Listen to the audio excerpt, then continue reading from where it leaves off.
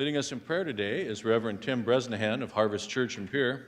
Following the prayer, the Pledge of Allegiance will be led by the Senate pages of the day, Whitney Martinson of Watertown and Brody Miller of T.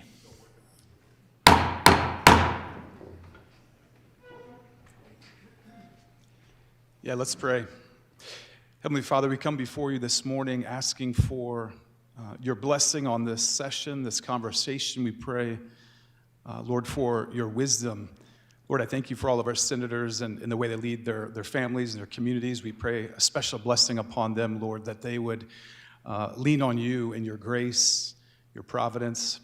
Lord, that they would build into this state and that the state would continue to be a blessing to all, Lord, that we could set an example to the region of trusting you and leaning into you and your good ways.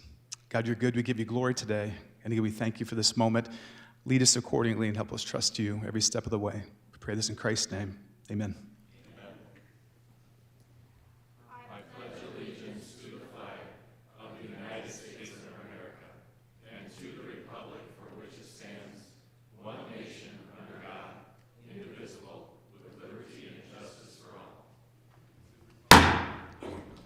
Secretary will call the roll. Senators Beal, Blunt, Carley, Crabtree, Davis, Dybert, Duhamel, Foster, Grove, Hone, Howard, Hulse, Jensen, Carr, Colbeck, Lapke, Larson, Marty, Melhoff, Miskimmons, Nelson, Otten, Perry, Peterson, Pischke, Reed, Roll, Sauter, Shanefish, Smith, Vilhauer, Voigt, Voida, Whipf, Zickman.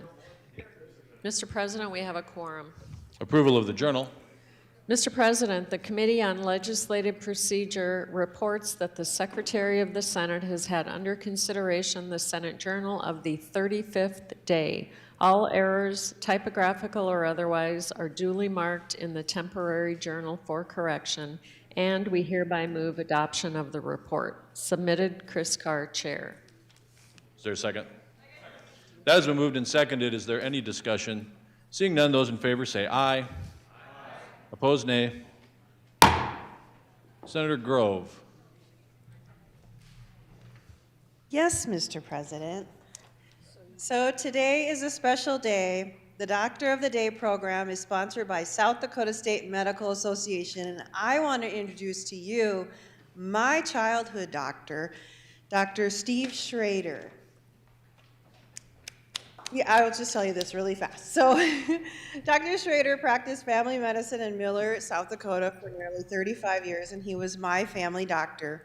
He received his medical degree from the University of Minnesota School of Medicine and completed his residency at the Hennepin County Medical Center. Dr. Schrader currently serves as the medical director of the South Dakota Foundation for Medical Care, an organization that focuses on improving quality health care in our state. He treated inmates in the South Dakota prison system from 2015 through 2023. Dr. Schrader is currently the medical director for Highmore Health, the nursing home in Highmore, and he also took very, very good care of my mom and my dad in their late years. He is a member of the American Medical Association and is a past president of the South Dakota State Medical Association. Please welcome him. Welcome.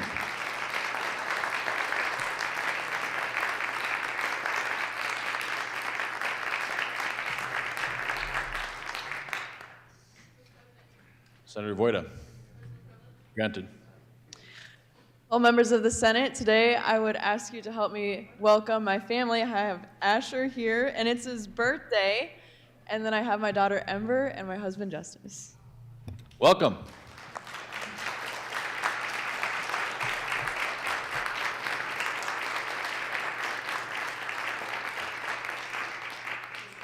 Senator Lapke. Well, thank you, Mr. President. So I want to introduce everybody again. Like a year ago, my right-hand man, Grady, he's 9 years old. He's the spitting image of his mother, and he's just about as good of a basketball player as she was, so we've really been enjoying that. So if I could have everybody welcome my son, Grady, and my wife, Holly, to the Capitol today.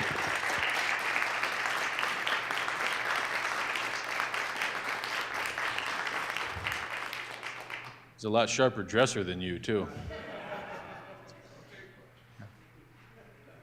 At this point, I think we are going to go at ease for just a moment.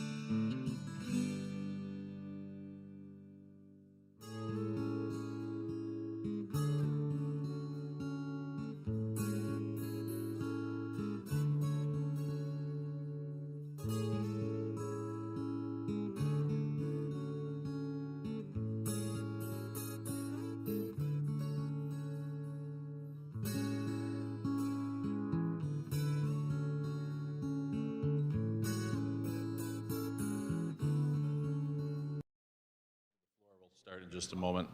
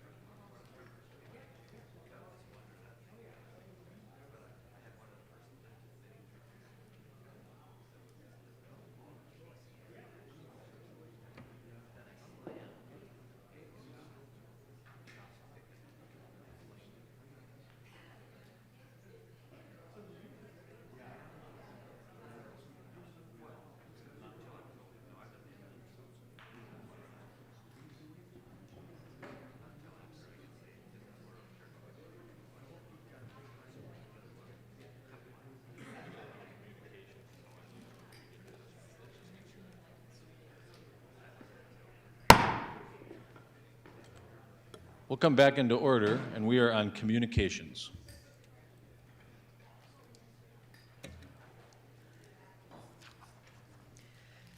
Mr. President and members of the Senate, I have the honor to inform you that on March 10th, 2026, I approved Senate Bill 164, and it has been deposited in the office of the Secretary of State. Submitted, Larry Roden, Governor.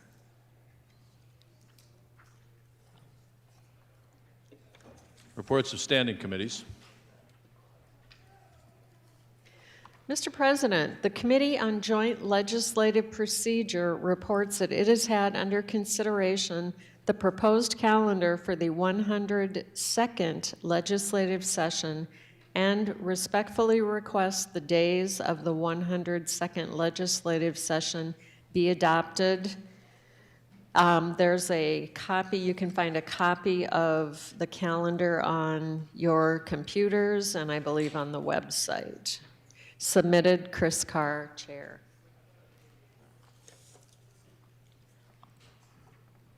The Committee on Legislative Procedure reports that Senate Bills 3, 15, 41, 49, 76, 90, 96, 102, 107, 131, 132, 137, 139, 179, 204, 214, 219, and 222 were delivered to His Excellency the Governor for his approval at 9:50 a.m. March 11th, 2026. Also, legislative procedure reports that the Office of Engrossing and Enrolling has carefully compared Senate Bills 39, 106, 119, 135, 159, 171, and 221, and find the same correctly enrolled. Chris Carr, Chair. Reports of conference committees. Mr. President, the HB 1200A Conference Committee on House Bill 1200 respectfully reports that it has considered the disagreement between the two houses and returns with the recommendation that said bill be amended.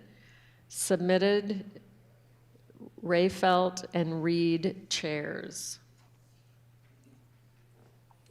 Messages.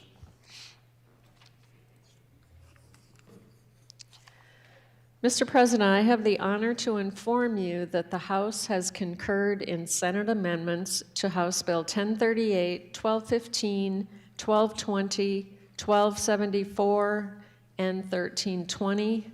Also, I have the honor to inform you that the House has failed to concur in Senate amendments to House Bill 1323, and no committee was appointed. Submitted, Pat Miller, Chief Clerk.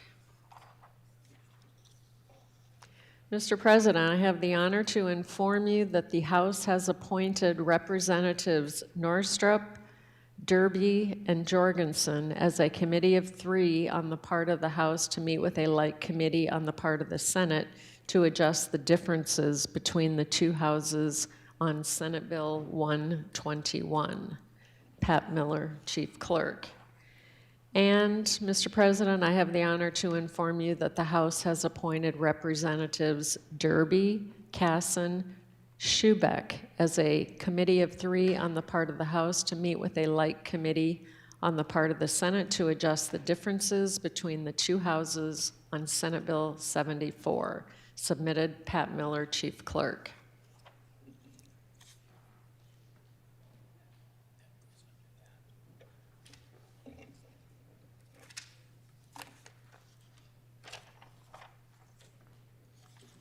Motions and resolutions.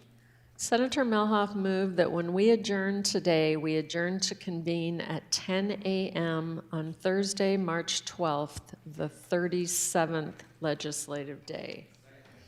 That has been moved and seconded. Is there any discussion? Seeing none, those in favor say aye. Aye. Opposed, nay. That carries. Senator Melhoff moves that the Senate do concur in House amendments to Senate Bill 245. Is there a second? It's been moved by Senator Melhoff and seconded that the Senate do concur in House amendments to Senate Bill 245. Are there any remarks? Senator Melhoff. Thank you, Mr. President. I would urge this body to vote to concur with the amendments made to Senate Bill 245 in the House. The amendments take the 0.3% sales tax when the sunset goes into effect and directs those funds into a homeowner's relief fund. It also takes roughly $56 million from reserves and puts that into that fund to begin the program. And of course, I guess I should have said the first thing it does is that it establishes the property tax reduction fund. And those dollars would then be used to buy down the mill levy for education funding. This provides statewide relief. It delivers more relief to the places that are hurting the most because of the way it's proportioned, and it spreads the tax base for the way that we fund education. I think it gets more people have skin in the game funding education, and I would urge your support for this bill. Thank you. Further remarks on the motion to concur? Senator Carr. Well, thank you, Mr. President and my fellow senators. We've had conversations throughout this year about sales tax, property tax, and this is an area that I don't take lightly at all. And I try to always boil down things to principles and ask myself, what are we doing? Who are we impacting? Is this the right thing to do in the long term as well? So what we're talking about doing is raising the sales tax to 4.5%. And I want to remind everybody that we've passed 2 other bills this year. One was to allow a half-penny increase at the county level, and the other was a municipal tax of 1%. So now we just potentially increased the sales tax on South Dakotans by 1.8%. That's a 42% increase in the sales tax. A 42% increase. That's what we're going to say this body came up with this was our achievement, is that we increased the tax by potentially increasing taxes on our citizens by 42%. But wait, we're going to give some back, but it's not to everybody that helped pay in those taxes. We're going to cherry pick and give it to just some people, the people that are fortunate enough to own their own homes, the folks that rent and pay property taxes via their landlord, the ag. We're not touching those. We're picking winners and losers here, and we're taxing everybody to do it.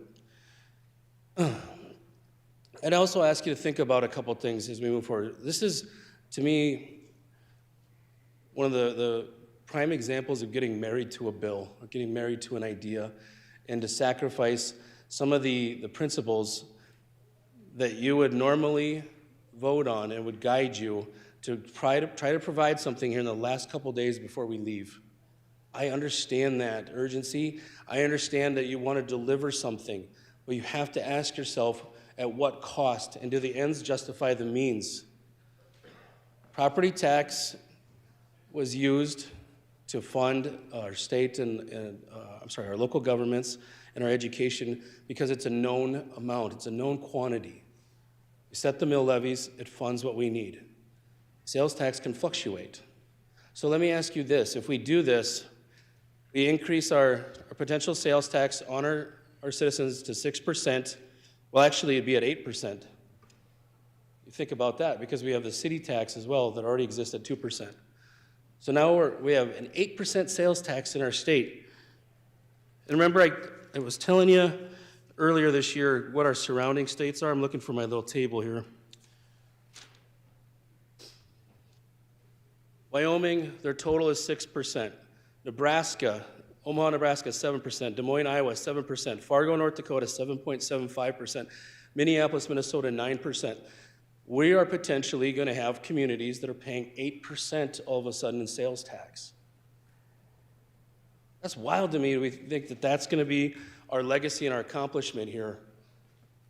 That we take a state with one of the lowest tax burdens, and now we are right up there with some of our neighboring states. We're always so proud to say that we have these low tax burdens. But I want to also ask you, as we go into the future, because this is not just about today, it's just not about this year, it's about the next few years, about the next 10 years. And what happens in a bad year? What happened in 2010, fiscal year 2010? We had negative growth in sales tax. They had to cut state government by 10%. Was that easy? Fiscal year, you say, well, that's a while ago. Things are going good. Well, fiscal year 2025, we had negative growth, 1.4%. The executive branch, I think, pitched about $70 to $80 million in cuts. And here we sit and talk about whether we can fund our obligations. So what happens in a bad year with this whole pot of money? Let's just walk through the mechanics so everybody understands what we're doing. We're going to increase sales tax.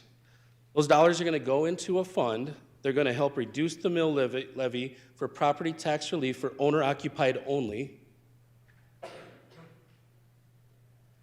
So in a bad year, if sales tax fluctuates, it goes down, we have negative growth, what moves? Well, the property tax relief would either have to go down, the levies would have to increase so that property tax now goes up significantly. There's no other way around that.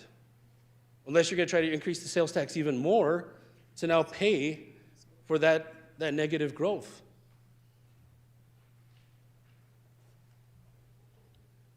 To me, this body, with our crowning achievement, is going to potentially raise our sales tax up to 8% in this state on communities to provide property tax relief, not to all people that are paying in these taxes, but just to some. We're selecting 60% potentially our owner-occupied homes in the state are going to get relief. For the rest, we just say thank you, thanks for paying my bills, thanks for taking care of my property tax.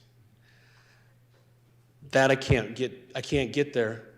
That's my principle. I boil it down to say, is this right? And I cannot get there.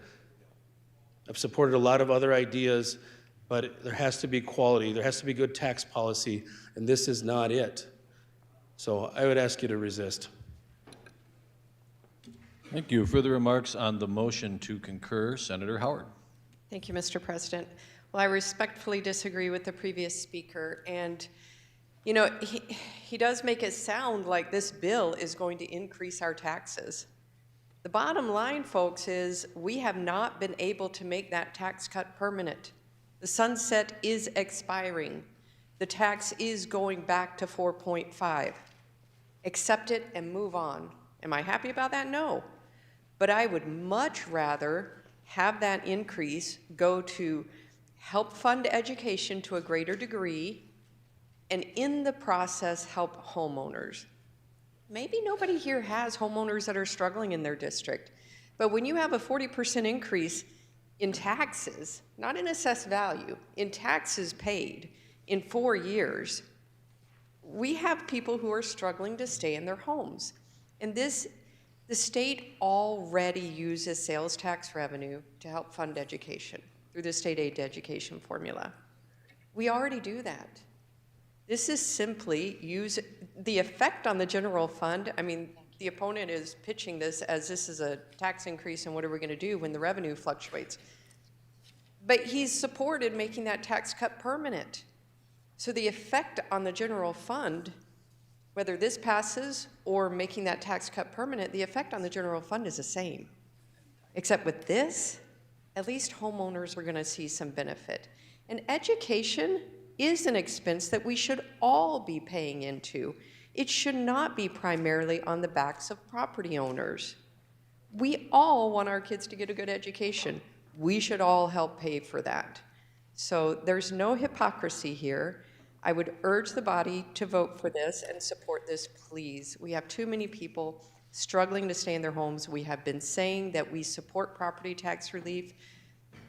You have the opportunity here, a historic opportunity, to be able to say that you pass the largest property tax decrease or assistance in state history.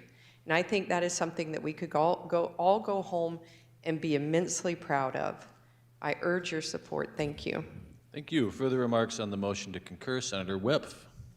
Thank you, Mr. President. A couple weeks ago, I went out to eat with a former legislator, somebody who served in state government in all sorts of different roles over the last 40 years, and quite frankly, if he ever writes a book, I'll be one of the first to buy it. He pointed out something during that meal that has stuck with me.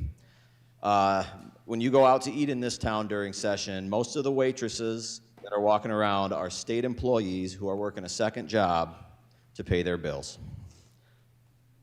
We're also in a state where community service providers are losing money on their state reimbursed services. Our teachers, we are known nationwide for how little we pay them. It's a shame. We are looking at a combination of a couple of bills that I supported earlier this session, but there has been a $56 million item added to the punch bowl, and I do think that that needs to be addressed. In December, we were told 0% is the best we're going to be able to do for our big three. Later, that was revised up to 1%. I'm happy that our appropriators have found a pathway to getting us to 1.4%, which is CPI, our bare minimum. The amount of money we're talking about here could amount to an additional 2.25% for a total of 3.64% to the big three. But we were told 1.4 was the best we can do. Under SB 245, 2x4s and drywall are going to be doing better than our teachers. This bill is bad for rural South Dakota.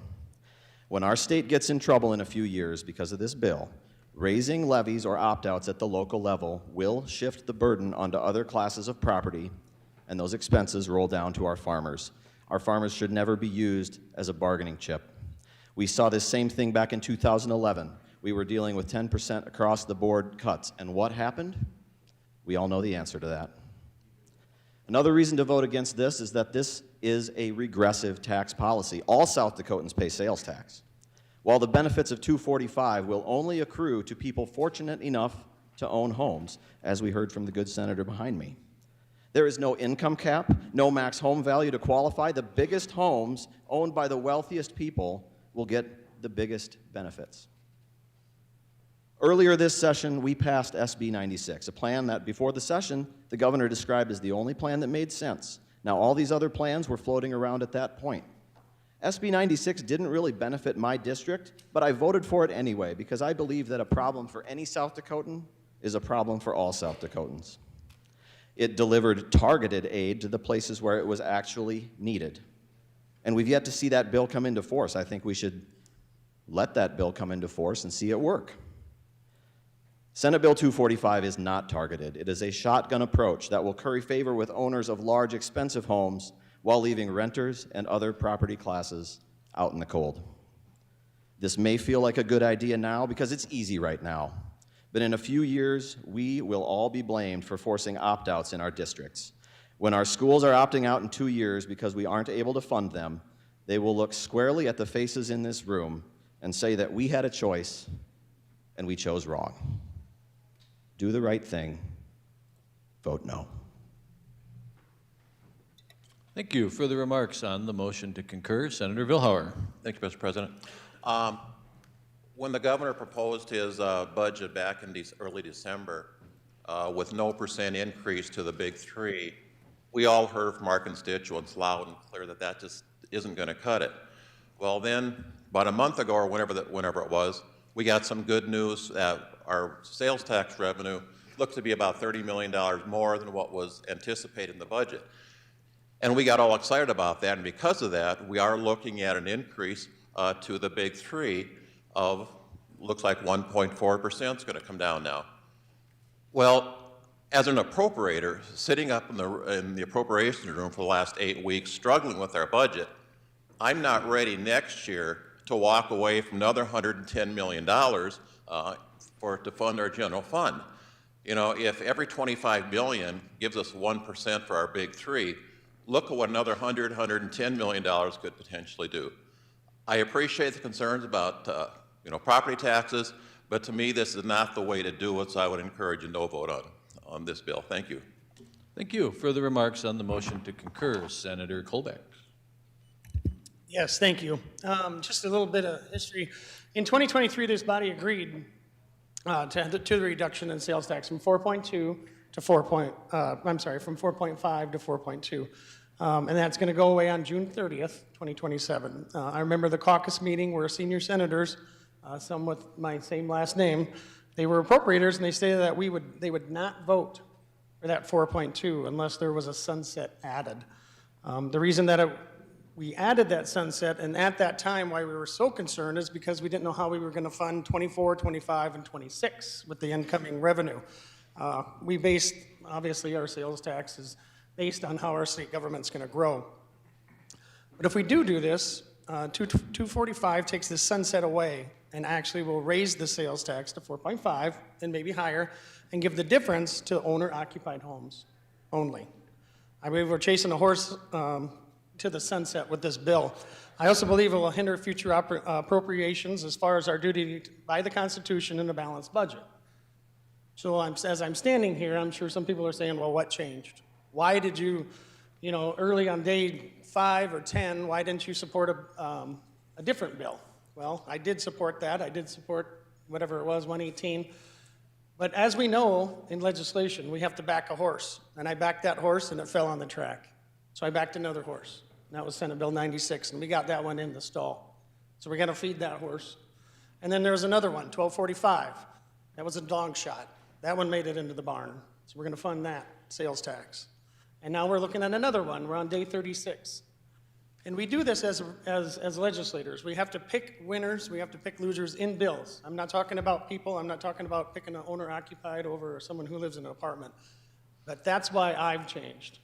Because now, we haven't even let those horses run around the track one time.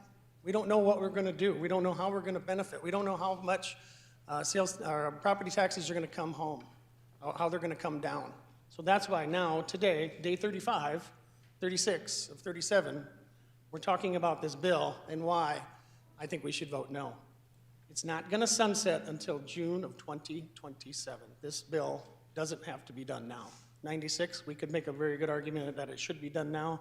1245, we can talk about that. We can go back in history and wish we did it different, but we can't. We had to make a choice then, and we have to make a choice now. And I think that the choice now is to vote no on this bill. Thank you. Further remarks on the motion to concur, Senator Pischke. Thank you, Mr. President. Well, I think we need to remember one thing that hasn't been talked about here is that Senate Bill 96 and House Bill 1245 are both permissive. It's not for sure that your county or that your community is going to raise the sales tax on you. And if they do, I do sympathize with those citizens. In fact, I sincerely hope that the governor does veto 1245. I voted against both of those bills. And I think that 1245, I think the people of my community, the city council, is probably just itching to raise sales tax on me, and I hate that. So I still hold hope, and I hope he's listening. Nevertheless, let's remember that the idea of capping the sales tax for the state at 4.2, we've had that discussion. We've tried that. In fact, I stood just right here 3 years ago and talked to that woman in the pointy hat and asked her that let's make this permanent. I was outvoted. We did it again the next year, and we tried again the next year. It just hasn't happened. And there just is not the mental fortitude of this body or of the other body to make this a permanent tax cut. It just isn't. And so this is where we are. Are we going to do something, or are we just going to let taxes go back up? And so that's really where I got to be a yes on this. Do I love the tax policy? No, I don't. But at some point, we have to do something for the people. And so when is that going to happen? When are we going to give some money back to the people? So I would urge a yes vote on this. Thank you. Thank you. Further remarks on the motion to concur, Senator Jensen. Thank you, Mr. President. We are not raising the taxes in this body. Tax is going up no matter what we do. It just, if we end up with 8% in Sioux Falls, that's not this body's problem. We're talking about 0.3%. Those other taxes are local control. If they impose those taxes, that's on them. We are only talking about 0.3% to go to education and tax relief for people. The homeowners have been carrying the burden of education for decades and decades. It's time to share it across the board. Share it with our tourists, our hunters. When they come in, they get to pay that extra 0.3. I don't understand. I mean, I don't understand why we would not do this. It makes no sense to say no. You know what? We do it, and in 2 years, it's not working. Guess what? We can change it. This isn't going into the Constitution. This is a tax bill. It offers property tax relief to people that are losing their homes. Is it a huge thing? Anywhere from $400 to $700. If you've got a $1,200 tax bill, you get $400, $500 back. That's a big deal. You know, if you get a $2 million home, you know, it's nothing. It's a night out. But the people who need it the most, that's what we're talking about here. You're talking about taking away an opportunity for them to maybe save their homes. With a no vote, you're taking away that opportunity. Please vote yes. Thank you. Further remarks, Senator Hulse. Thank you, Mr. President. Well, my dad, who's a Vietnam veteran, always used to tell me that there are only two sure things in life: death and taxes. And nobody likes to pay taxes. Whether it's a sales tax or a property tax or an income tax, nobody likes them. And all of us here, or at least many of the Republicans here, never want to vote on a tax increase. And this bill today that you're voting on isn't voting for a tax increase. just like the good senator that just spoke behind me said. We already voted on the bill that would have decided whether the taxes go up or not. This bill decides what to do with that money that we now have. There was a lot of discussion about funding the big three. Well, guess what? One of the items in the big three is education. Basically, the question that you're voting on right now is how should we raise that money? Should we raise it on the backs of homeowners with a property tax? Or should we raise it with a sales tax that's controllable? The policy question, the principle that you're answering right now is how do we tax people? Would you rather have it be a tax that the government dictates to you and tells you how much you have to pay with a form that you get in the mail that's a surprise to everyone? Or would you rather have it be something that's controllable?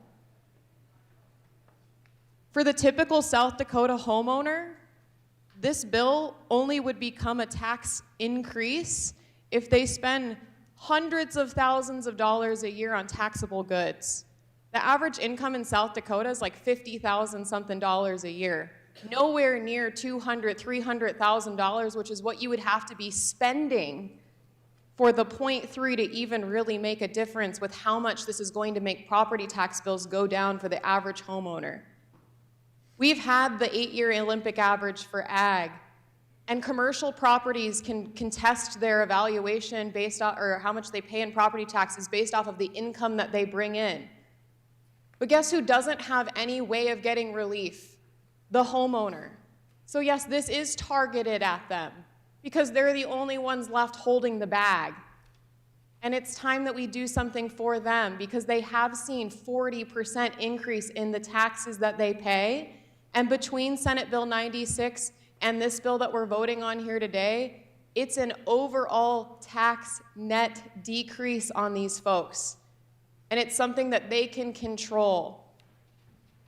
The other one last point I want to make is for the folks that are concerned about taxes increasing on our most vulnerable populations, the people that these types of tax increases in sales tax would affect, that they could really see it, are likely on other types of subsidies anyway. The people with that low of incomes are probably receiving other types of benefits like TANF and SNAP. And when you make those purchases, those aren't taxed. So what we're talking about here is a tax net decrease, folks, because it's going to buy down the education mill levy. It's telling the state the mill levy that we set as state government should be lower, that we should use our own state dollars to pay for education instead of raising it off the backs of taxpayers. I would encourage your yes vote today. Thank you. Thank you. Further remarks on the motion to concur, Senator Otten. Thank you, Mr. President. Well, I'm in the center of the storm down in Lincoln County. As you've seen the charts and whatnot, we're one of the highest, well, we are the highest tax counties in South Dakota. And the good senator from Minnehaha County, we've had discussions on this. And 99% of everything that he said, I agree with. The problem was I went home last weekend. And the valuations have come out, and of course they spot you and you get an earful. And so as I started looking at it, we've got the one across the finish line on $325,000 house in Lincoln County. It's about $580 some dollars. And so I was talking to the one gentleman, mine had gone up about 15%, his was over 20. And this has been yearly. I mean, it just doesn't stop. And as we were talking, he said, you know, $500, yeah, that's nice. But in the great scheme of things, it's not a whole lot. He said, and now 1,000 with this other deal, that would be. And the one thing that in our area that is going to end up happening is about 1/3 of that tax is going to be spent by individuals coming into the state. So you've got tourists, but mainly Iowans and Minnesotans as they're coming into the metro area to spend money. And so when you go to other states and start looking at some of their taxes, you know, you've been in a hotel and whatnot, and you get your receipt and you're going, what? Well, the reason that they do that is they don't have to hear from you. They don't have to vote. So about a third of this is going to be spent in our area by out-of-staters. And it will be a savings on our end. So, as to do also with, making sure that you do what's right for your constituents. And so I've changed my mind. I will be voting yes for this. And it is mainly just that my folks, I've got to come back and say, I tried something. Now, whether this gets across the finish line, at least they know that I stood and I tried to fight for them. So I would ask for your concurrence. Thank you. Further remarks, Senator Perry. Thank you, Mr. President. I do have a couple notes, and this is a very difficult decision. Whenever we're doing something that affects people's lives, we really have to think about, is this the right thing to be doing? This will provide real property tax relief. That's the first thing that I see. It creates a dedicated relief fund, and the big word here is a relief fund. It's going to help people, and it offers both a short and a long-term help plan. And basically, it starts with a reserve fund and continues with future revenues. It's a good idea. I really haven't been able to say no to it simply because there's just more things in the right-hand column that says yes. So I'm a yes for SB 245. Thank you. Further remarks, Senator Carley. Thank you, Mr. President. Yeah, SB 245, I just want to clear up a couple misconceptions. So one thing we heard, and you want to make sure of, is this is not taking any money from schools. So that's kind of off the table. It's taking no money from schools. Second, if this was actually raising a tax, if we were raising sales tax, if the bill was saying let's raise the sales tax, I actually can understand how some of you might say, hey, I don't want to be for this. But it's not. It's already going up. We see that it's already going up that small amount. There was a comment about, well, this is only for the homeowners. So this is the 60% of the homeowners in the state. And oh, they're fortunate to own those homes. But think about this. If this is passed and property tax is reduced, what does that do to people who want to own a home? That gets them pretty interested because, wow, South Dakota did something to help bring down property tax levels that have been increasing so much that people have been priced out of getting a home. So we actually are helping those people get into homes by supporting this bill. Additionally, we see, where's this money going to go if we don't give it to property tax relief? Well, it's going to go back to the government, right? And I think I already heard on this floor, it's already being spent. It's coming back and already being spent. I heard, oh, we need to spend it for this, we need to spend it for that. So there's your confirmation. It's already going to be spent here. And you think that's, so there's the argument, well, it's only for the 60%. You think that money that comes back here is going to be spent equally to 100% of the people in the state? No way. Have you seen some of the bills we've passed? It's helping 5% of one group or 2% of another group. So that money will be spent on a smaller percentage than this will leave property tax burden on. I'll just conclude with this. This does not raise any tax. It reallocates it. Who do you want to reallocate it to? The majority of our citizens in the state or a selected government giveaways? Please support this bill. Thank you. Further remarks, Senator Crabtree. Thank you, Mr. President. Thank you, members of the Senate. It's been a fun and interesting debate, seeing how everybody looks at this. I tell you what, I took a look at this, and what I came away with is we should be calling this the Ted Turner tax shift, because that's who's going to get the big wins. It's the 1%ers. And you know who's going to pay for that? Hardworking South Dakotans, most of it coming from our farmers and our ranchers. That's who's going to pay for this, and that's no doubt about that. So I look at that and I think to myself, we can do better. We can do better than putting this on the backs of hardworking farmers and hardworking ranchers, because that's who's going to pay the majority of those sales taxes that somebody just talked about before.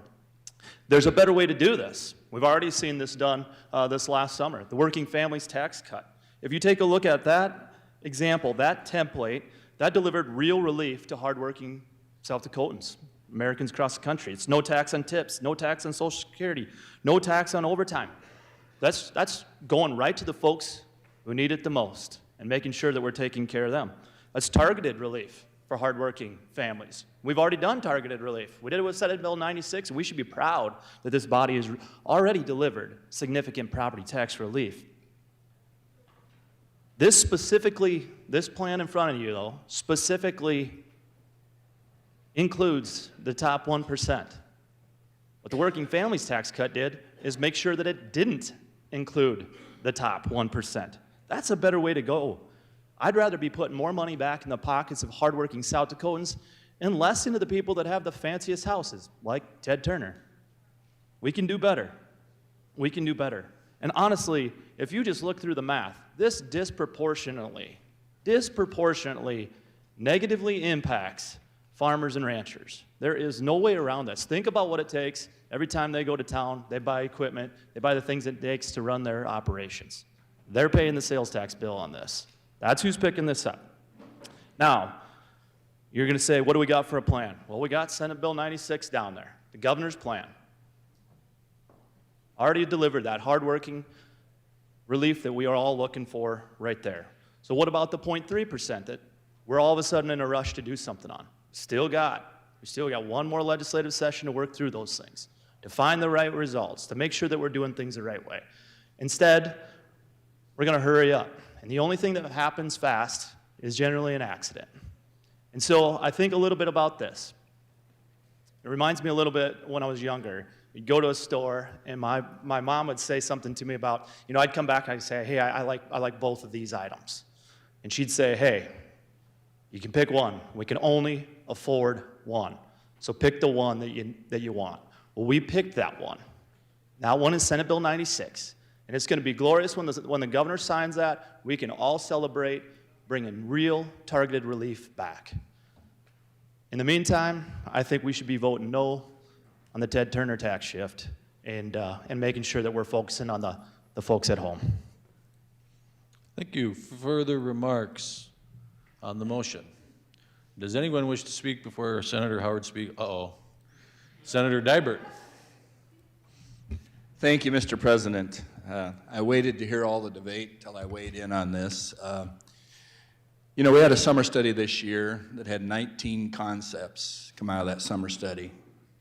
2 of them survive. Both of them are mine. We had it in Senate Bill 125 and 118, which are now part of this bill we're discussing today. So I figure that's a success, that an idea came from a Black Hills lawmaker where we have big problems with property tax, to have those emerge as the only real solution to long-term relief for property taxes. A few years ago, there was a poll, and the Black Hills unanimously suggested that they would prefer sales tax over property tax. So let's go into my district. This is a big thing in my district. 54% or more of the land in my district is public land. That means 46% of the land is taxable. Do we have a tax burden? Absolutely. Do you know how much sales tax we generate in my district? Deadwood alone has 4 million visits. They're out visiting Mount Rushmore now. Do you know how much per person we put in the pool for sales tax in the state? It's incredible. And we need some property tax relief. We need property tax relief because it's a tourism area and costs are high. We cannot give teachers and policemen housing because they can't afford the property tax. That's why we have a housing shortage. It's because the values are so high and the property taxes are so high, we cannot keep that workforce there. This will help stabilize that workforce. A couple other notes about my district. We are willing to produce that much sales tax and give property tax to everybody throughout the state. Now think about that. How much we raise and how much we're willing to give to property tax throughout the state. We don't have that many people in my district, the same as you, but it's one county with all that public land.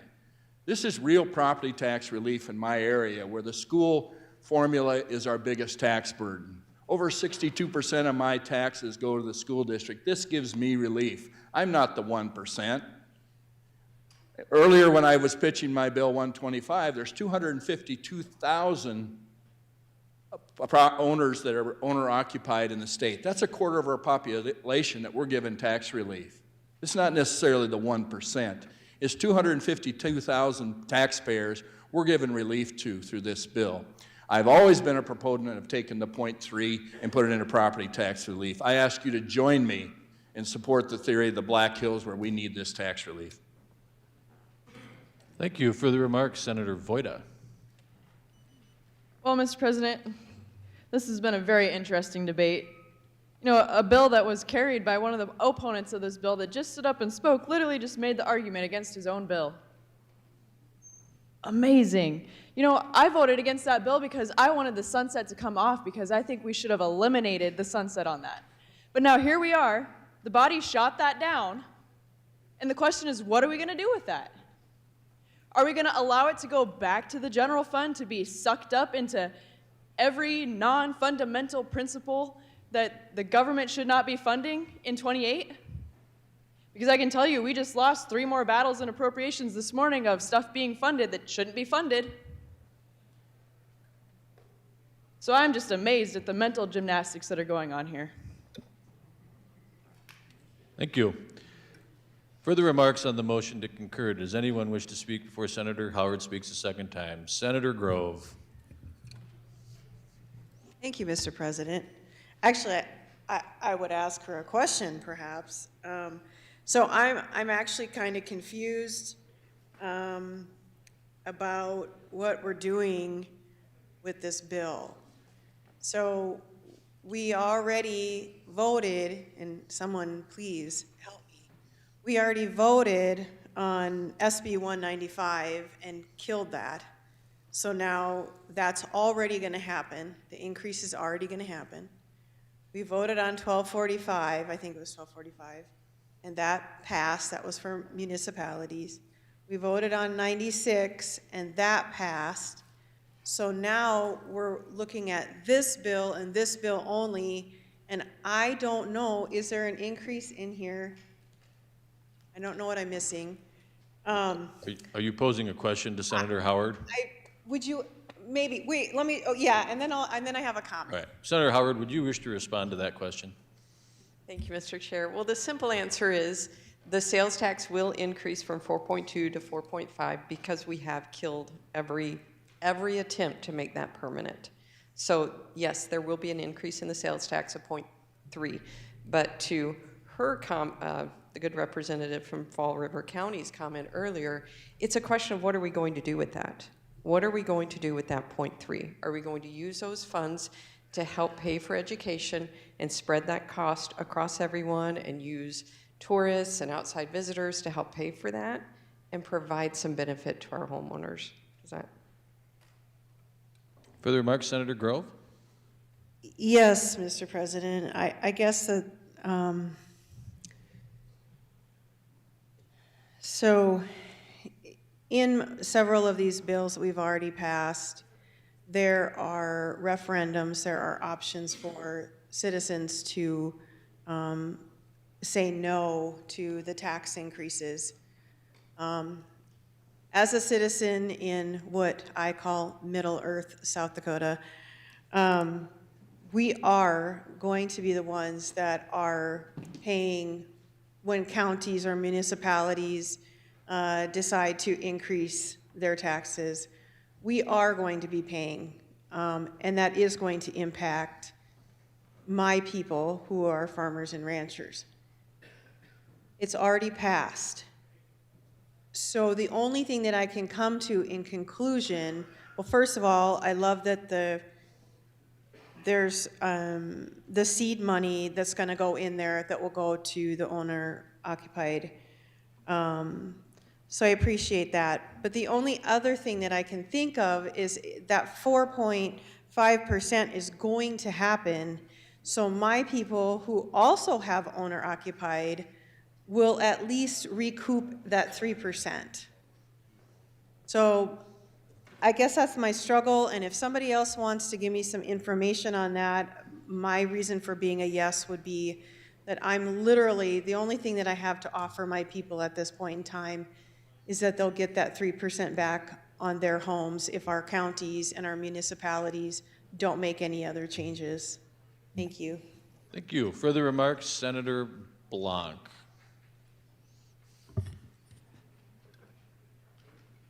Thank you, Mr. President. As far as I remember, SB 96 is optional. Not all counties will take advantage of using that. It may or may not impact their districts. SB 245 will impact all tax-paying citizens in South Dakota. We've already talked about this, that the tax sunset is here, and the tax rate is going up. Why not give that money back to the people that have, the taxpayers are the ones that are primarily building the cities that we all live in. Why would we not give the money back to them because they need the relief, the hope, the help? It was mentioned, we are all voted in by the people of our district. This will help, and I know that you need to be thinking about your district and supporting your people. I get that. For where I live in District 35, this will benefit the taxpayers in my district. And I don't think any of them are related to Ted Turner. Estimates on savings, it seems like they vary. The numbers that I looked at, there's between 236 and 247,000 homeowners in our state. And so that would average out, if at 236,000, that would be a refund of $483 per person. Now, maybe $500 isn't a big deal to some people, but as our assessments and our taxes continue to go up, that's a lot of money to people. And that the people that elected us are expecting, after 2 years of bringing this to our attention in every Cracker Barrel that we attend, that we need to bring them something. And they're right. They should expect that we're bringing something to them. So $483, $500 on average at 236,000 homes. At 247,000 homes, that's $461. That's not chump change. I think that our people deserve this break. Vote yes on SB 245. Thank you. Further remarks, Senator Smith. Thank you, Mr. President. I want to make a comment on a comment that was a couple comments ago. We've had a lot of comments, and I think people have made their minds up. So I'm not going to try to change your mind, but I am going to push back on something that was said about fundamental principles that we have and what government's supposed to do.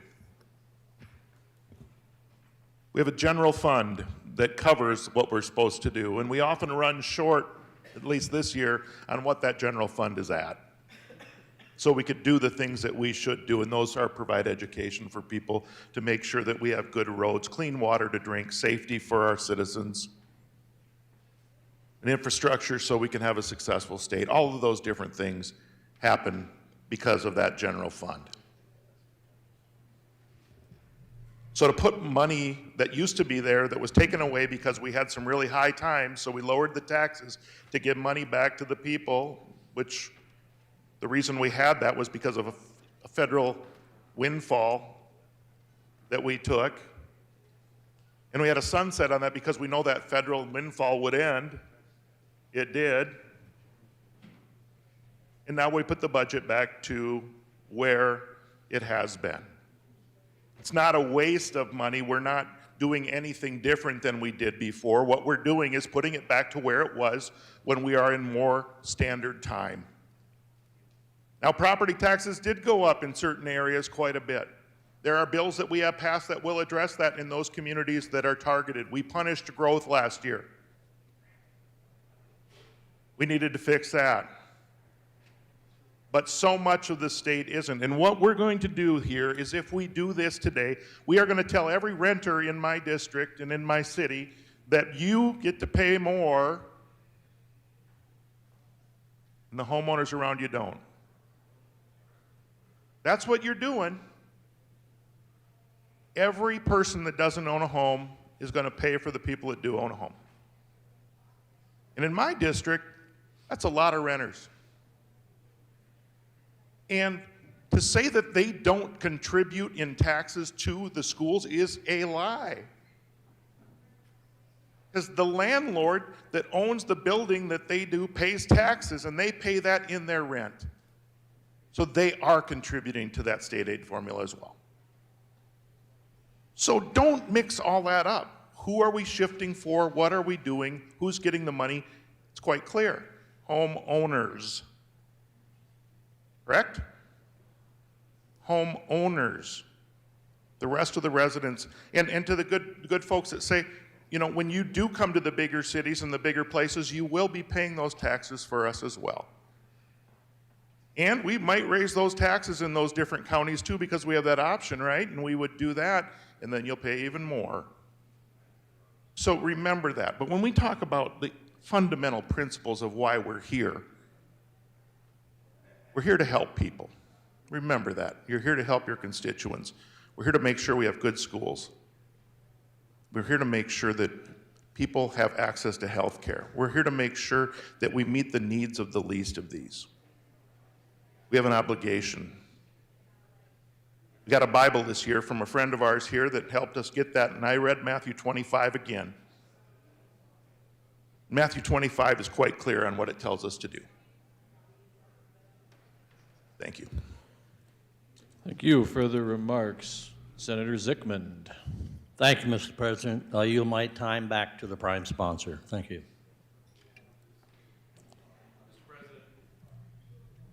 Senator Carr. Well, I appreciate that, and I recognize that, but I would like to speak again and clear up some facts. Point of order, Senator Carley.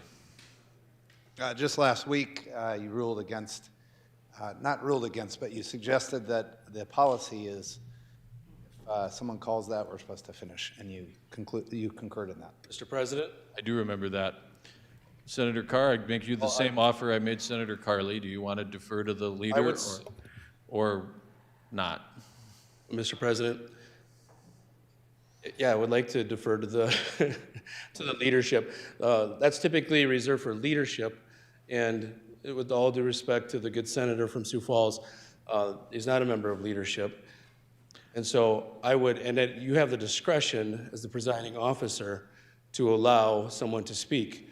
And I'm asking to be, for a moment, to at least clear up one fact.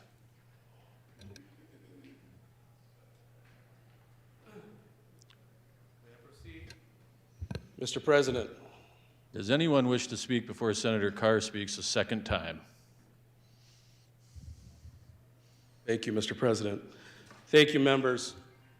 I heard several times that it's a foregone conclusion that the .3 is going away. It's done. That's not the case, and that's not true. In 2019, I brought the first bill to recognize the rollback on the sales tax. It failed. I brought it a couple other times, and it failed.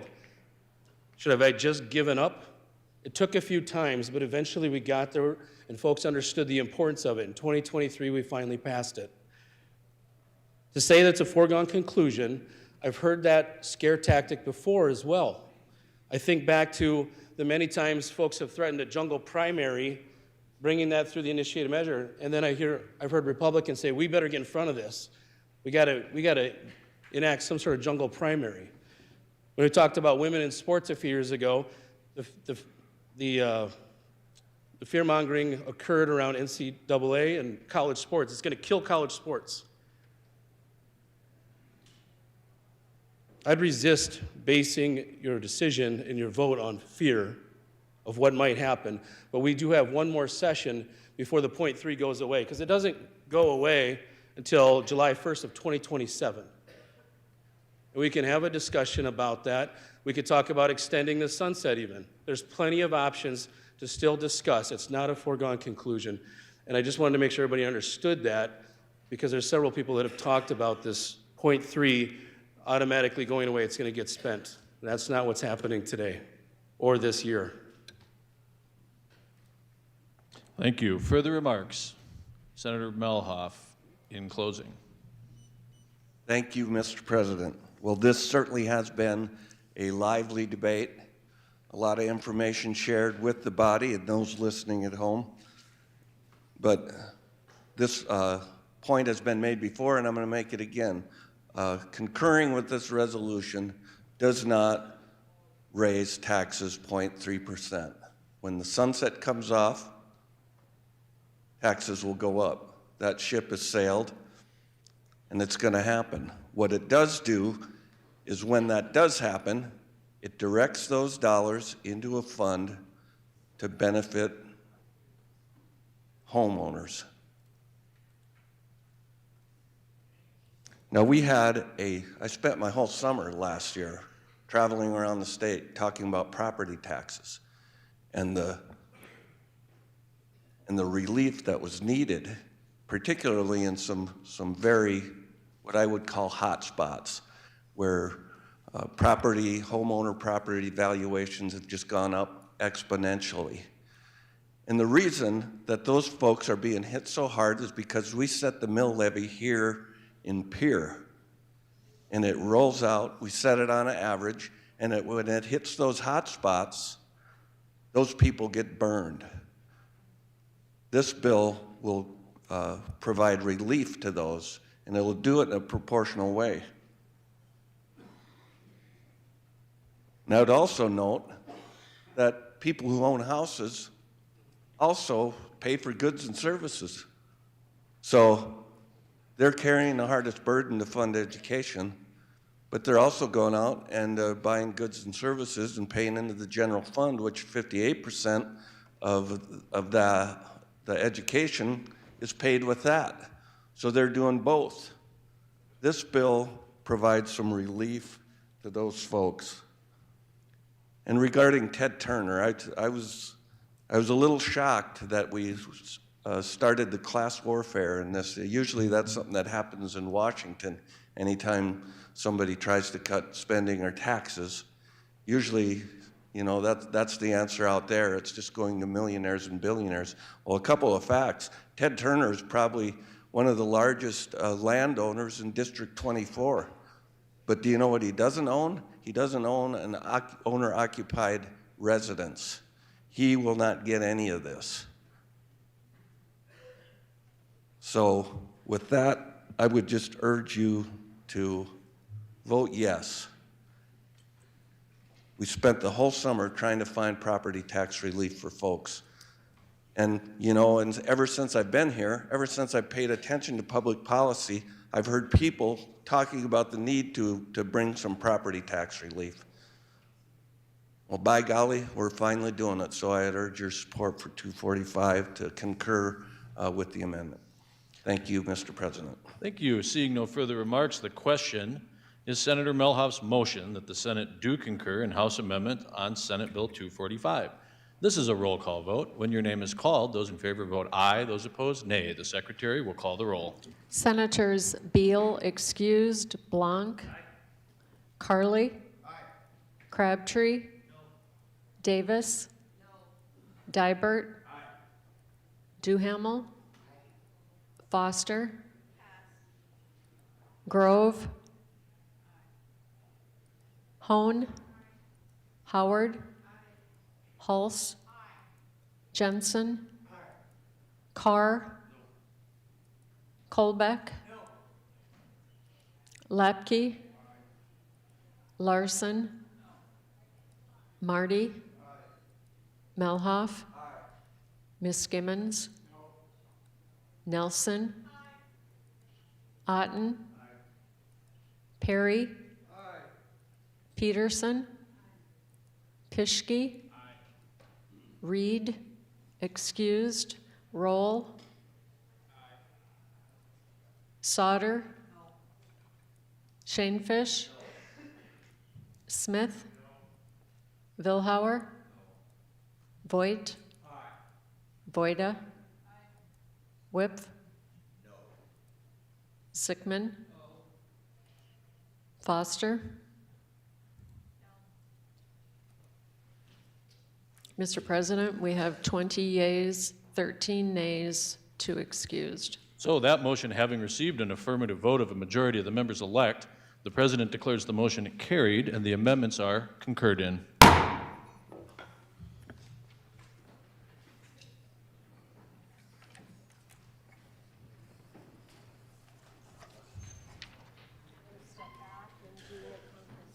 And without objection, the Senate will revert to order of business number 5, reports of standing committees. Before they go, let's give a round of applause to our friends from the House. I think we have a quorum up there in the gallery.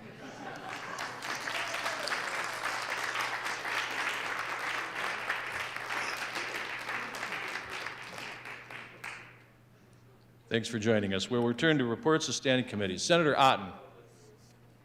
My apologies, I missed this the first time. SB 74 will be having a conference committee as soon as we finish here up in the appropriations room.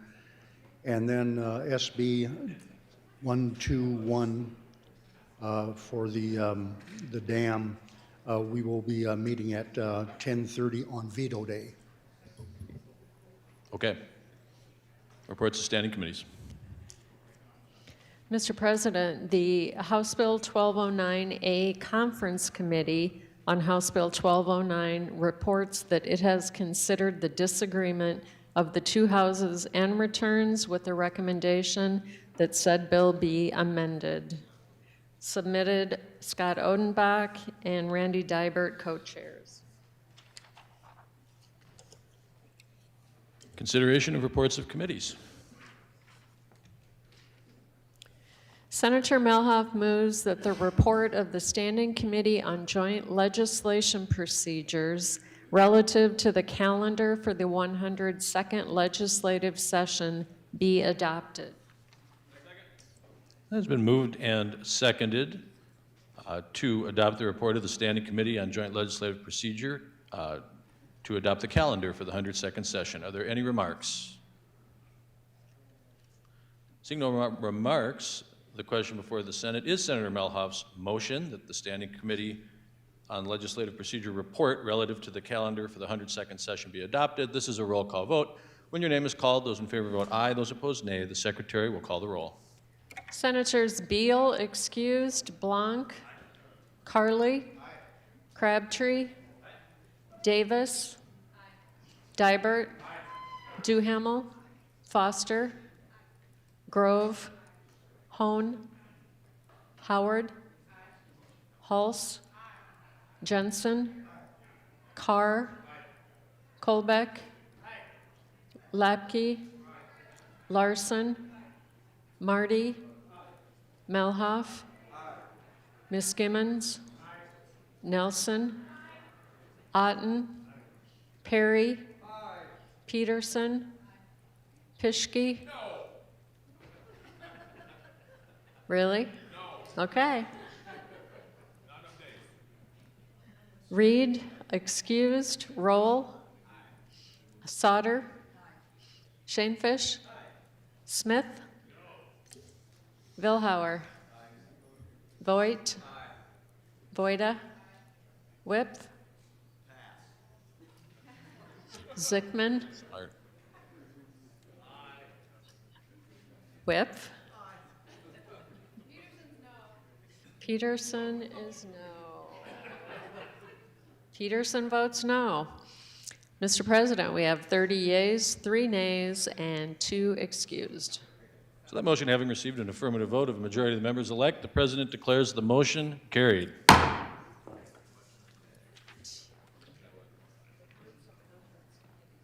Consideration of reports of conference committees. Senator Perry moves that the report of the Conference Committee on House Bill 1200 be adopted. It's been moved by Senator Perry and seconded to adopt the report of the Conference Committee on House Bill 1200. Are there any remarks? Senator Roll. Well, thank you, Mr. President, and I think our chair is actually gone for this one. I believe the final number on this one ended at 5.5. It had approval from both bodies. It's a really good compromise. I think it was $500,000 more than we were actually able to do last year, so I'd ask the body to approve the motion. Further remarks on that motion, Senator Vilhauer. Thank you, Mr. Chair. Mr. President, yes, I was on that conference committee. I should have jumped up a little bit quicker. But yes, $5.5 million. And when you look, and it's $500,000 more than what was approved a year ago. And when you look at where that benefit goes across the state, we had information providers. Every district, all 35 our district, will benefit from this. So very little discussion with the 6 of us on the committee, and I would definitely encourage a yes vote on it. Thank you. Thank you. Further remarks, Senator Perry. Our chairman, our co-chairman, Reed, is not here, and long story short, he did really good work on this. It is a good bill, it is a good amount, and we should absolutely be in favor, but this is for victim support and services. Thank you. Thank you. Further remarks on the motion? Seeing no further remarks, the question before the Senate is Senator Perry's motion that the report of the Conference Committee on House Bill 1200 be adopted. This is a roll call vote, and because this bill has an appropriation, it requires a 2/3 majority vote. When your name is called, those in favor vote aye, those opposed nay. The Secretary will call the roll. Senators Beal excused, Blanc, Carley, Crabtree, Davis, Dybert, Duhamel, Foster, Grove, Hone, Howard, Hulse, Jensen, Carr, Colbeck, Lapke, Larson, Marty, Melhoff, Ms. Gimmons, Nelson, Otten, Perry, Peterson, Pischke, Reed, oh, sorry, excused, Roll, Sauter, Shanefish, Smith, Vilhauer, Voigt, Voida, Whip, Sickman, Blanc,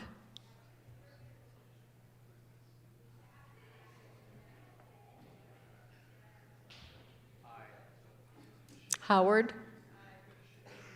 Mr. President, we have 31 yeas, 2 nays, 2 excused. So that motion having received an affirmative vote of a 2/3 majority of the members elect, the President declared the motion carried and the report is adopted. We got one more we're going to do. Senator Dybert moves that the report of the Conference Committee on House Bill 1209 be adopted. Is there a second? It's been moved by Senator Dybert and seconded that the report of the Conference Committee on House Bill 1209 be adopted. Are there any remarks? Senator Dybert. Thank you, Mr. President. I have a substitute motion to do not concur and do not appoint. That has been, the substitute motion has been made and seconded to do not concur and do not appoint. Are there any remarks on the substitute motion? Senator Dybert. Thank you, Mr. Chairman. As you recall, this body passed 1209 with Amendment A on it overwhelmingly. The Amendment F that came out of the Conference Committee basically guts Amendment A. The change is it reduces it to 25 employees, which is contrary to the federal programs that all have 50. The second part it did is it changes it from 20 days to submit to 10, and our current policy with the Department of Labor gives us 20 days, so it conflicts with state law. The last part that it did, A set out that you were not responsible for your subcontractor's contractor's action, and this new amendment doesn't address that. So there's 3 primary things in the bill that this stripped out of the bill we passed in here. So I'm asking you not to concur and not to appoint. Furthermore, I went through my litmus test. Do we need a new law? Usually not. Is there a problem? Yes, there's a problem. Does this solve the problem? Absolutely not. This puts more burden on the employers that are honest and doing the right thing with their I-9s and do not have to use the E-Verify system. What it does, if passed, it increases my overhead, which means I'm charging each of you more for my services. because now I have to do more overhead work. So this is not good for small business in South Dakota, and it's punishing the actors that are good and not taking care of the problem. So it does not solve the problem. I ask you to support this motion. Thank you. Further remarks on the substitute motion. Senator Peterson. Thank you. Well, I served on that committee as well, and this amendment came out of committee, this report came out of committee with a vote of 4-2, and we were under the understanding going into committee that the opponents supported this, and then we find out once we get in committee that there's all sorts of objections that they have. Now, I will also tell you, there was one good senator who in caucus came to me and asked about a certain clarification, which I do think would make some sense. So if there are things that you're still not sure about with this, I would ask that we either adopt the report and try to fix it, or we don't adopt the report, but that we appoint another committee. So ultimately, I would just ask that you vote no on this motion and go forward from there. All right, further remarks on the substitute motion. Senator Grove. Thank you, Mr. President. I just wanted to also add, we're talking about 25 employees or more, and according to the data here, 80% of all establishments in South Dakota have fewer than 10 employees. So that's what we're talking about, is 80% are 10 and less, or the 20% that remaining are, I don't even know what it is for 25 and more, but we're not talking about a whole lot of organizations. Thank you. Thank you. Further remarks on the substitute motion. Senator Voida. Yeah, there was comments made about increasing employers' overhead and all this. It's an online portal, and it literally takes like 5 minutes, so that's irrelevant. Do not support this motion. Further remarks on the substitute motion. Senator Nelson. Yes, thank you, Mr. President. I asked to resist this. You gotta, this. We may sit here and think this totally guts, but you got to remember that amendment put here on the Senate totally changed what the House had passed. And again, when we came together, this is what we came up with as a compromise to look at this, to say, hey, how can we get this back through both chambers? And I want to echo what the good senator geographically is to the west of me. Land-wise, said, this is an online program. It's not like you're collecting papers, mailing them in, waiting 2 weeks to get them back. This is instantaneously. It is about getting your laptop out, plugging in your password, and uploading the documents, boom, it's there. This is about who are we hiring in South Dakota? Who are we hiring in South Dakota? This is an instant way to know if the people that you are hiring are here legally. Plain and simple. The other thing too is what was informed about is the fact with E-Verify, they're able to catch those that are using it for Social Security fraud, things like that. It's much easier to catch that and quicker to catch that. So again, this is free, doesn't cost a thing, it's instant, and again, you can instantly, as an employer, know if the person in front of you is able to work. Thank you. Thank you. Further remarks on the substitute motion. Senator Melhoff. Thank you, Mr. President. Yeah, we heard this bill in State Affairs, and the amendment that the good senator from West River put on it, I think totally hit the sweet spot. The prime sponsor thanked him for bringing it, said she loved it, and I think what we have in front of us now is harmful to small business. It'll create a lot of problems. I know we can all say, oh, it's online, it's really easy. Well, that's because you don't have to do it. It's been my experience that when I go out online, especially on federal websites, I wind up chasing my tail for a long time and usually don't find what I'm looking for. So I would urge support of this motion. Thank you. Further remarks on the substitute motion. Does anyone wish to speak before Senator Peterson speaks a second time? Senator Peterson. Thank you, Mr. President. Well, I listened to the committee hearing, and I also talked to the prime sponsor in the House, and this was brought on without any communication to her ahead of time. And so she was, I guess you could use the word blindsided. She didn't know if it was friendly or not friendly and kind of caught off guard. And the other thing I would also say is that this body as a whole did not have a chance to consider the House's version. All we had a chance to consider was the amended version that came out of Senate State Affairs. So I think there's just some clarity that needs to happen here, and I would ask you to defeat the current motion. Thank you. Thank you. Any further remarks on the substitute motion? Senator Dybert with a closing on this portion of the debate. Thank you, Mr. President. Yeah.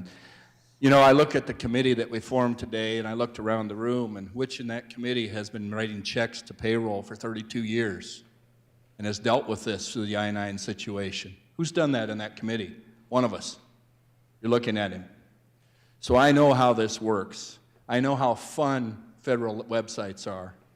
I have a process that works and works well and is proven. The other thing is, when I have to have the liability of the subcontractor for not doing their job, that should not shift to me as an employer. I should be held harmless of that. So those are the two things that are the big concern. And then also the 20 days. Everything else in the state is 20 days. Now we're making this 10.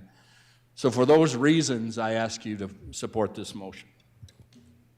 All right, thank you. Seeing no further remarks, the question before the Senate is Senator Dybert's substitute motion to do not concur or do not adopt the committee report and do not appoint a new committee. This is final disposition, and to be clear, a yes vote supports the Dybert motion, which has the effect of defeating the bill. Is everyone clear about the posture of the motion? This is a roll call vote. When your name is called, those in favor vote aye, those opposed nay. The secretary will call the roll. Senators Beal excused, Blanc, Carly, Crabtree, Davis, Dybert, Duhamel, Foster, pardon, Grove, Hone, Howard, Hulse, Jensen, Carr, Colbeck, Lapke, Larson, Marty, Melhoff, Ms. Skimmons, Nelson, Otten, Perry, Peterson, Pischke, Reed, excused, Roll, Sauter, Shanefish, Smith, Vilhauer, Voigt, Voida, Whip, Sickman. Mr. President, we have 18 yeas, 15 nays, 2 excused.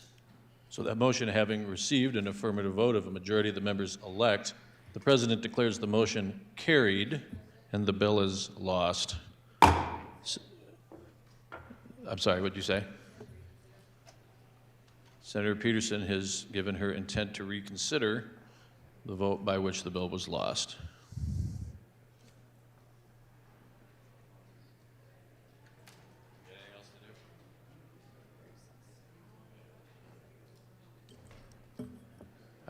I think at this point we may be ready to recess. Senator Melhoff moves that the Senate do now recess until 1:30 p.m. Is there a second? It's been moved and seconded to recess until 1:30. All in favor say aye. Aye. Opposed, nay. We are in recess.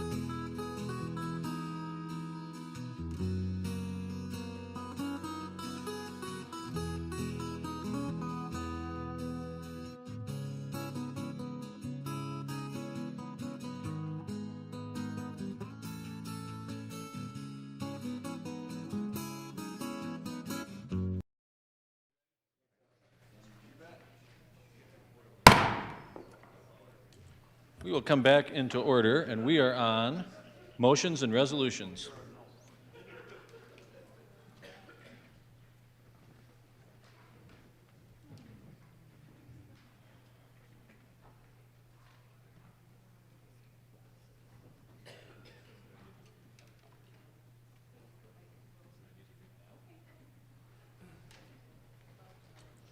Should say, there being no objection, we will revert to order business number 8, motions and resolutions. Earlier today, Senator Peterson announced her intention to reconsider the vote by which Senator Dybert's motion that the report of the conference committee on HB 1209 not be adopted and do not appoint a new committee passed. Senator Peterson moves that the Senate do now reconsider the vote that the conference committee report on 1209 not be adopted and a new committee not be appointed. That has been moved and seconded. This is the motion to reconsider that vote from this morning. Any remarks, Senator Peterson? Thank you, Mr. President. I would just ask for your favorable consideration on the reconsideration. We have some things that we've fixed that the opponents were concerned about and would like to bring an amendment to the conference committee, but we have a number of procedural things that we need to get through before we do that. So the first thing is to reconsider. So I would ask for your favorable support to reconsider at this time. Further remarks on that motion, Senator Dybert. Thank you, Mr. President. You know, this bill has been working all season and can't get it right, so why would we work on it the last day? It's time to put this to bed. I ask you to oppose this motion. Further remarks on the motion? Seeing none, the question before the Senate is Senator Peterson's motion to reconsider the vote that the conference committee report on House Bill 1209 not be adopted and a new committee not be appointed. So again, if you want to reconsider, vote yes. If you want to ratify the earlier vote of this morning, vote no. This is a roll call vote. When your name is called, those in favor vote aye, those opposed nay. The secretary will call the roll. Senators Beal excused, Blanc, Carly, Crabtree, Davis, Dybert, Duhamel, Foster, Grove, Hone, Howard, Hulse, Jensen, Carr, Colbeck, Lapke, Larson, Marty, Melhoff, Miskimmons, Nelson, Otten, Perry, Peterson, Pischke, Reed, Roll, Sauter, Shanefish, Smith, Vilhauer, Voigt, Voida, Whipf, Zickmund, Roll,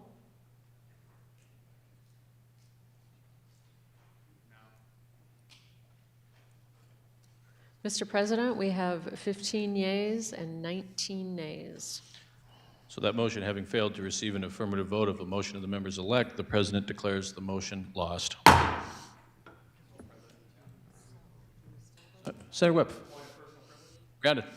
We have with us some students from Doland High School, the home of the Wheelers.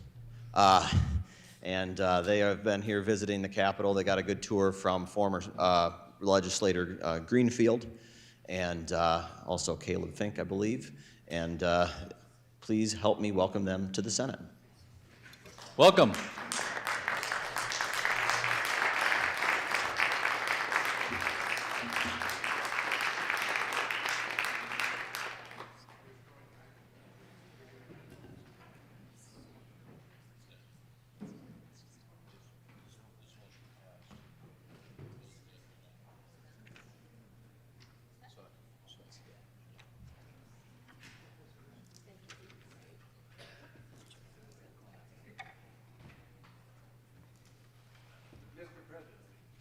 Senator Milhoff. Personal privilege, please. That is granted. Thank you, Mr. President. I just wanted to point out that we have a student from St. Joe's who's been corresponding with the United States Department of Transportation about railroad mergers and acquisitions. A very smart young man, Matthew Edwards, and his mom, Kristen. Please stand up and be recognized by the Senate. Thank you. Welcome.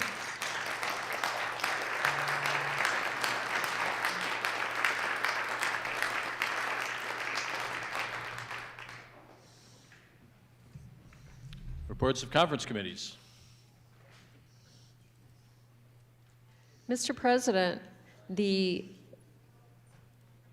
SB 74A Conference Committee on Senate Bill 74 reports that it has considered the disagreement of the two houses and returns with the recommendation that said bill be amended.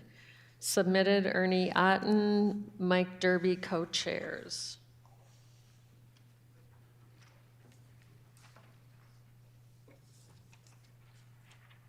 Consideration of reports of conference committees.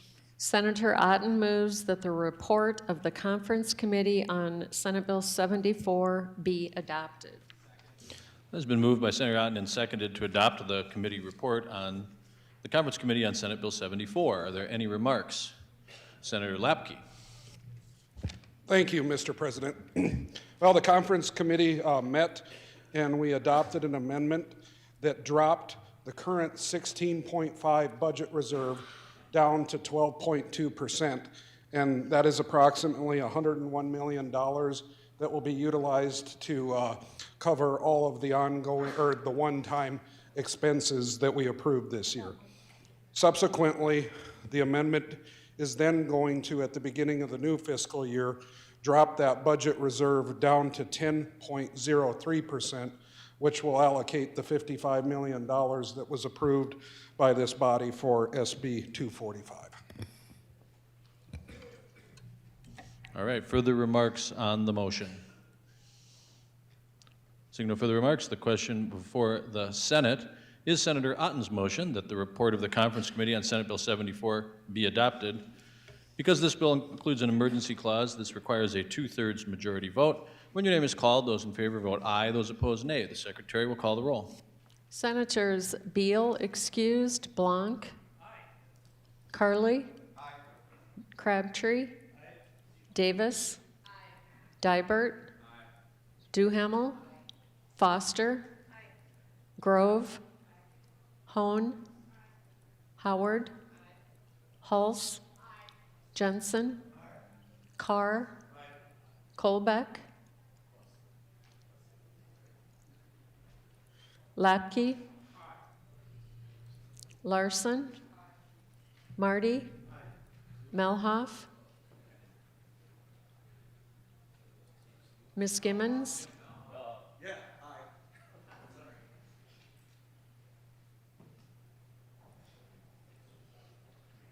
Ms. Gimmons. Nelson. Otten. Perry. Peterson. Pischke. Reed. Roll. Sauter. Shanefish. Smith. Billhauer. Voigt. Voida. Whip. Zickman. Colbeck. Mr. President, we have 33 yeas, 2 excused. So that motion having received an affirmative vote of a 2/3 majority of the members elect, the President declares the motion carried and the report is adopted.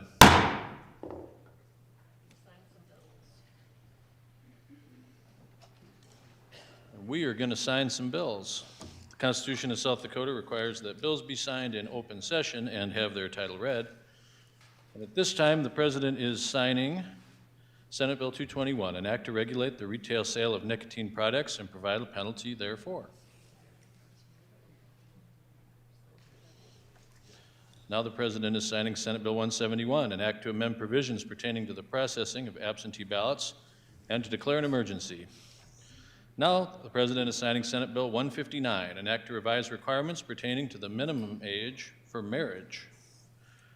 Now, the President is signing Senate Bill 135, an act to protect residents from increased utility costs and utility shortages caused by data centers and clarify authority to regulate data centers. Now, the President is signing Senate Bill 119, an act to create the Capital Restoration Fund and to transfer monies thereto. Now, the President is signing Senate Bill 106, an act to modify the amount required to set aside for extraordinary expenses incurred in providing special education programs. Now the President is signing Senate Bill 39, an act to revise provisions relating to industrial hemp. Now the President is signing House Bill 1149, an act to adopt the Athletic Trainer Licensure Compact. Now the President is signing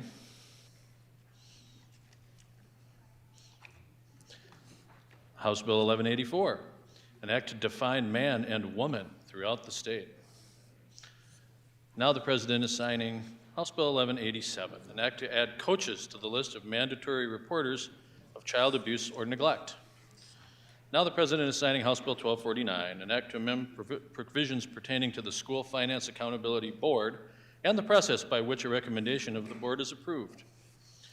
Now the President is signing House Bill 1006, an act to create the task force to study the creation of Indian Medicaid managed care entities in the state. Now the President is signing House Bill 1082, an act to establish parameters for the reimbursement of school districts that provide free or reduced price meals to students. Now the President is signing House Bill 1148, an act to adopt the Respiratory Care Interstate Compact. Last one, the President is signing House Bill 1140, an act to permit a court to impose as a condition of probation or parole in certain circumstances treatment at a nonprofit entity awarded an alternative care program grant.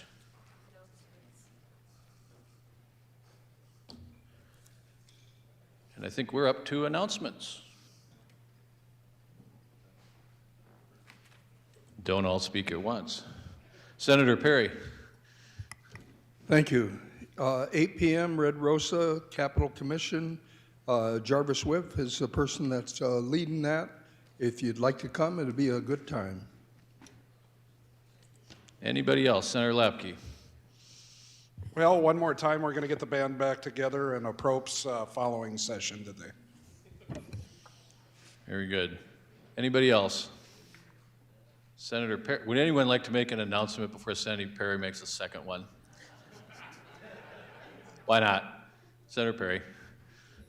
And this really is an awesome announcement because the two people that sit back here by the door, Paul Merriman and Doug Decker, these are guys that we take for granted sometimes, and I think that we should just tell them that we really appreciate you.